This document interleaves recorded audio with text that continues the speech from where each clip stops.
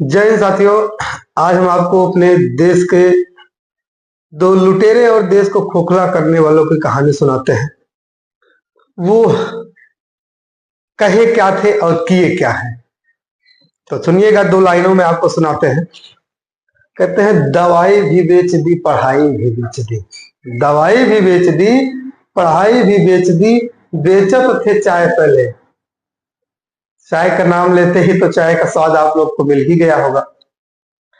दवाई भी बेच दी, पढ़ाई भी बेच दी। बेचत थे चाय पहले, बेचत है अब नौकरी। और कहत है कि हम ही राजा, हम मंत्री, जनता हमर का करे। जी हाँ दोस्तों, आप लोग समझ गए होंगे कि हम आप देश के अपने प्रधानमंत्री और यूपी के मुख्यमंत्री माननीय आदित्यनाथ योगी और प्रधानमंत्री मोदी जी की बात कर रहे हैं, ठीक ना। तो जैसा कि आज के 15 वर्ष पहले जब मोदी जी ने सत्ता को संभाला था, अपने हाथ में इस सत्ता को लिया था, तो उन्होंने कुछ वादा किया था, देश की जनता से वादा किया था, हर एक लोग से वादा किया था कि हमको आपको ब्रांड इंडिया बनाना है। हमको आपको भैया ब्रांड इंडिया बनाना है।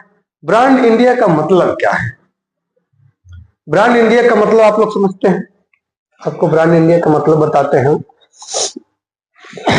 ब्रांड इंडिया का मतलब ये है भैया कि मरीजों के हाथ में दवाई हो, मरीजों के हाथ में दवाई हो, बच्चों के हाथ में पढ़ाई हो।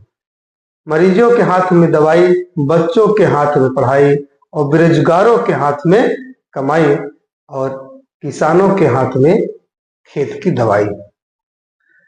तो दोस्तों, हम बात कर रहे हैं इन्हीं मुद्दों पर, जिन जिन मुद्दों पर हमारे आपके प्रधानमंत्री ने वादा किया था और देश को ब्रांड इंडिया बनाने की कोशिश की थी और देश को ब्रांड इंडिया बनाने के लिए कहा। तो हम बात करते हैं कि इनमें से क्या किसी भी एक वादे को पूरा किया है?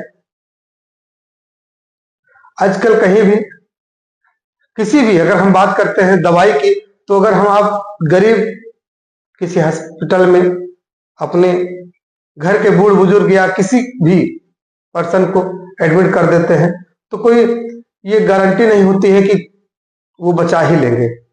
यानी कि छोटे मोटे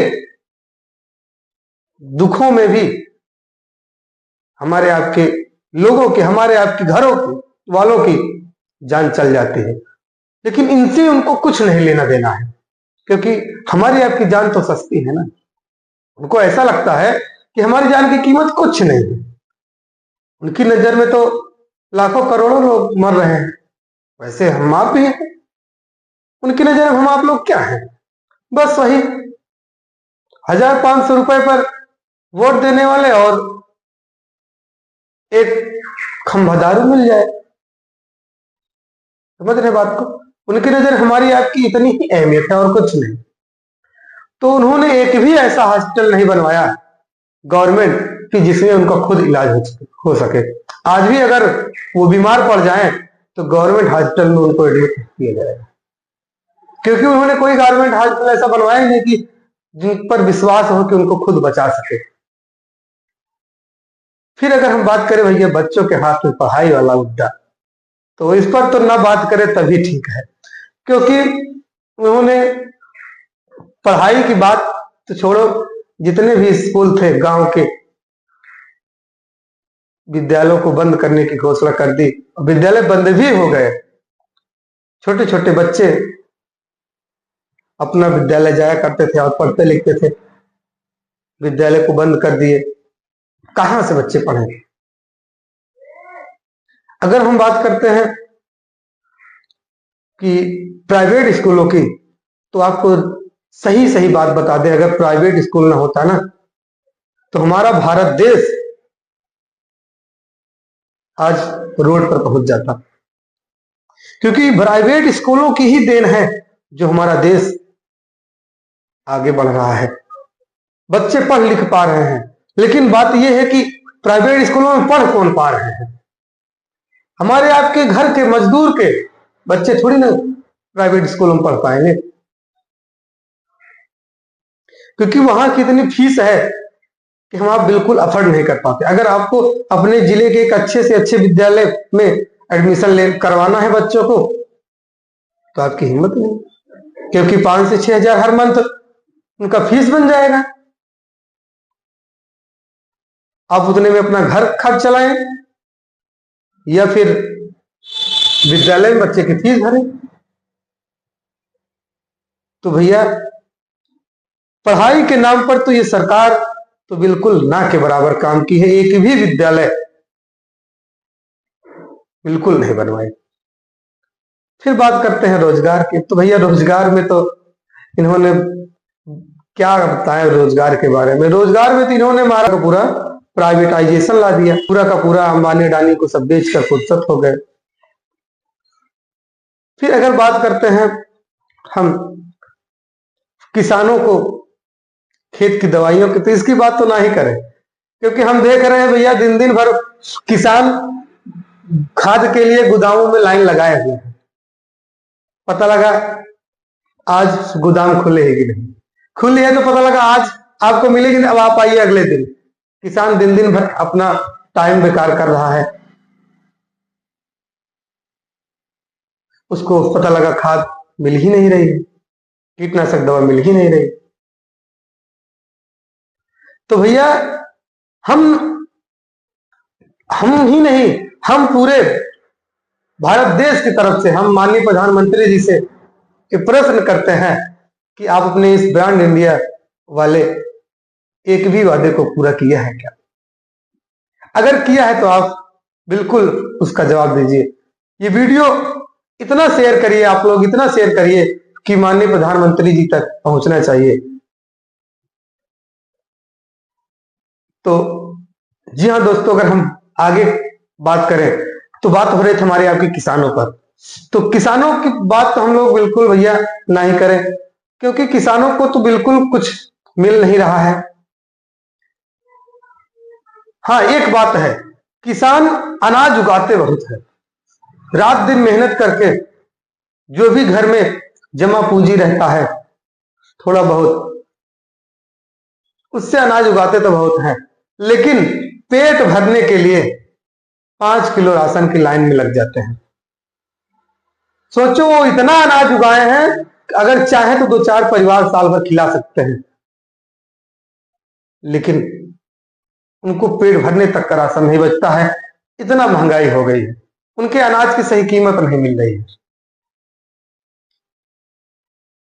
उनके अनाज की सही कीमत नहीं मिल रही है, और जितना वो लागत लगा रहे हैं सही तरीके से उतना भी उनको नहीं मिल पा रहा है। तो आप समझ सकते हैं किसान की क्या हालत है। तो भैया हमारा आपका देश बिल्कुल एक तरह से रोड पर आ जाने वाला है अगर इसी तरह से व्यवस्था रही। हाँ एक बात करते हैं, हम एक मायने में जो है हमारे माननीय प्रधानमंत्री और मुख्यमंत्री जी का जो है बड़प्पन कर सकते हैं, बड़ाई कर सकते हैं। हाँ उन्होंने दिया है, क्या दिया है? जैसे बात करें तो अयोध्या में राम मंदिर दिया है हमको, आपको मानते हैं राम मंदिर दिया है, चाहिए लोगों को भगवान भी चाहिए, लेकिन शायद अगर मंदिर ना बना होता तब भी लोगों के मन में भगवान की श्रद्धा विश्वास रहता, वहां पर कोई विद्यालय खोल दिए होते, हॉस्पिटल खोल दिए होते, या कोई कारखाना बना दिए होते, जिससे कि हजारों 2,000 व्यक्तियों को अगर नौकरी मिल पाती तो उनका परिवार चल पाता। जो काम जरूरी है उसको उन्होंने नहीं किया, बस धर्म के नाम पे हमको आपको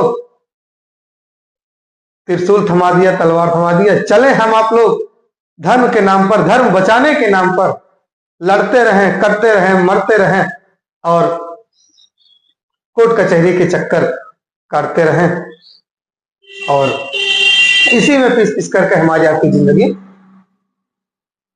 बेकार हो जाए। बात समझ रहे हैं आप? इन्होंने धर्म के नाम पर इतना हमको आपको लड़ाया है, इतना लड़ाया है कि ना ही पूछे। हमारे देश के नवयुवक बिल्कुल जिनको समझ नहीं है वो धर्म के नाम पर एकदम से लड़ाई पर उतर आए हैं। हिंदू मुस्लिम, हिंदू मुस्लिम, हिंदू मुस्लिम करके लगातार कहीं न कहीं हादसे हो रहे हैं। तो हम माननीय प्रधानमंत्री जी से गुजारिश करते हैं कि क्या अब ये आप नहीं चाहते हैं कि कोई चाय बेचने वाला दोबारा प्रधानमंत्री बने? क्या अब ये आप नहीं चाहते हैं कि अखबार बेचने वाला राष्ट्रपति बने? आपसे हमारी विनती है, निवेदन है कि अगर आपसे नहीं होता है तो आप रिटायरमेंट लीजिए, ठीक ना? तो हम अपने देशवासियों से गुजारिश करते हैं कि आप अपने आप को चेतिए, सचेतिए, अपने बच्चों को पढ़ाइए और समझाइए बुझाइए कि हमें धर्म की लड़ाई में बिल्कुल नहीं जाना है, क्योंकि धर्म की लड़ाई में हमको झोंका जा रहा है जानबूझ करके, जिससे कि हम लोग पहली बार तो उधर लड़ाई में जाएंगे और इधर अशिक्षित रह जाएंगे। अगर हम आप अशिक्षित रह गए तो उनसे प्रश्न नहीं कर पाएंगे, उनसे पूछ नहीं पाएंगे, हम अपने हक के लिए जवाब नहीं कर पाएंगे। अगर आपको लड़ना है तो अपने हक के लिए, वो भी हक के लिए लड़ो नहीं, हक के लिए पढ़ो। हक के लिए पढ़ लोगे तो आपको लड़ने की जरूरत नहीं पड़ेगी। बस आपकी जुबान से निकला वो 2 शब्द ही काफी होगा। तो इसी के साथ अपने शब्दों को हम विराम देते हैं। और आपको अगर वीडियो अच्छी लगे तो अधिक से अधिक लोगों तक शेयर करिए। फिर मिलेंगे नेक्स्ट वीडियो में, तब तक के लिए जय हिंद।